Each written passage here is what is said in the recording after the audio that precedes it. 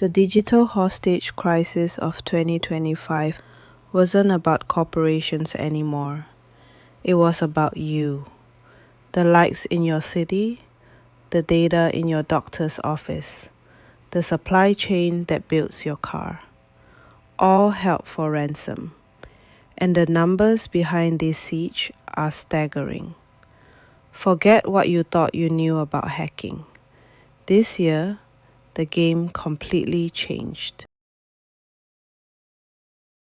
Just between January and September of 2025, the world saw over 4,700 major ransomware incidents. That's a massive leap from the year before. But here's the statistic that should really worry you. For the first time ever, half of all attacks, over 2,300 of them, were aimed directly at our critical infrastructure. We're talking about manufacturing plants, power grids, transportation networks, and, most terrifyingly, our healthcare systems. That's a 34% jump in attacks on the very services that keep society functioning. In the US alone, the year started with a 149% surge in attacks. This isn't a distant corporate problem anymore. It's a national security threat happening right now in our backyards. And behind this explosion of digital extortion are a handful of kingpins. Think of them less as lone hackers in hoodies and more as Fortune 500 companies of crime. 5 groups in particular have become the new titans of terror. Chilin, Klopp, Akira, Play, and a shockingly fast-growing newcomer called SafePay. Together, these 5 syndicates are responsible for roughly a quarter of all the chaos. They have business models, they have quarterly targets, and they have terrifyingly efficient methods. But here's where it gets really interesting. How do they actually pull it off? It's probably not as complex as you think. Forget what you see in the movies. The number one way these gangs get in, accounting for 32% of breaches, is by exploiting known vulnerabilities. Basically, a digital door that a company forgot to lock. Coming in a close second at 23% is simply using stolen credentials, the keys to the kingdom, bought and sold on the dark web. And phishing, the classic email trick, still accounts for nearly 1 in 5 attacks.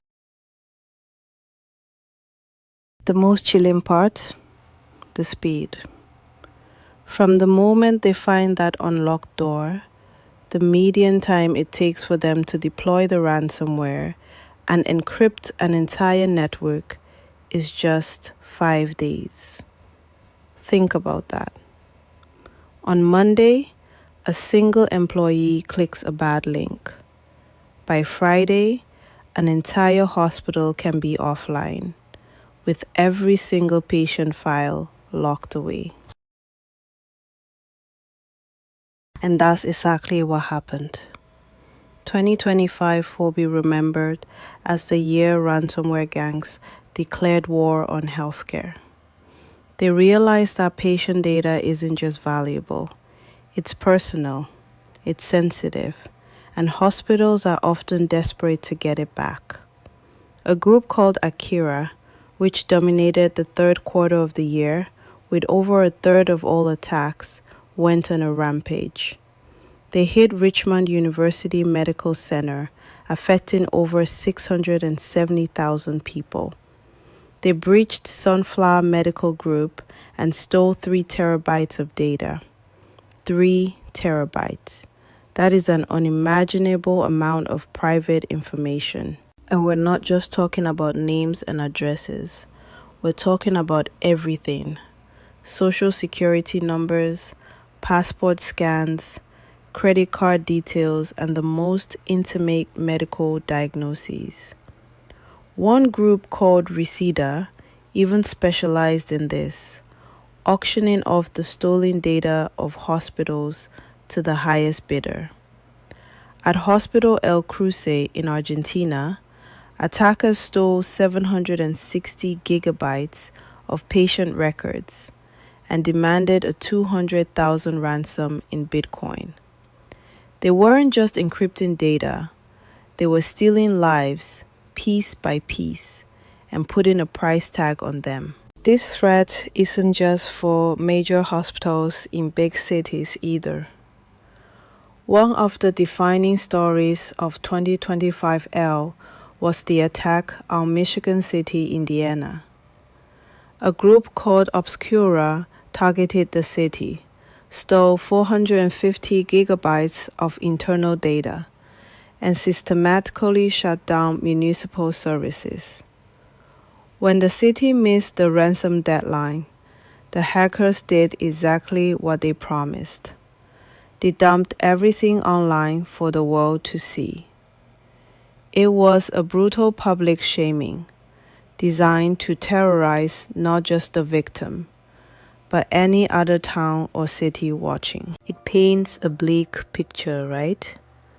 An unstoppable wave of attacks from sophisticated gangs who can bring a city to its knees. But wait until you hear this. Right when it seemed like the hackers had all the power, the victims started to change the rules.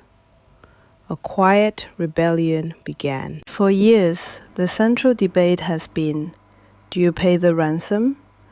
The FBI says no, but when your entire business or hospital is on the line, the decision gets complicated. In 2025, however, we saw a dramatic shift.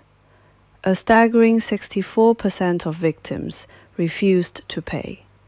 That's up from just 50% a couple of years ago. They were calling the bluff. And the result? An unbelievable 97% of the organizations that refused to pay were still able to recover their data, mostly using backups and decryption tools. It was a massive turning point, proving that preparation, not payment, is the best defense. This refusal to pay has had a fascinating effect on the economics of ransomware. You'd think with more attacks, ransoms would be higher, but the average payment actually dropped by about 50% from its peak, now hovering around $1 to $2 million. Because so many victims are saying no, the gangs are being forced to lower their prices to ensure they get paid by someone. It's become a volume game. But don't mistake that for a victory just yet.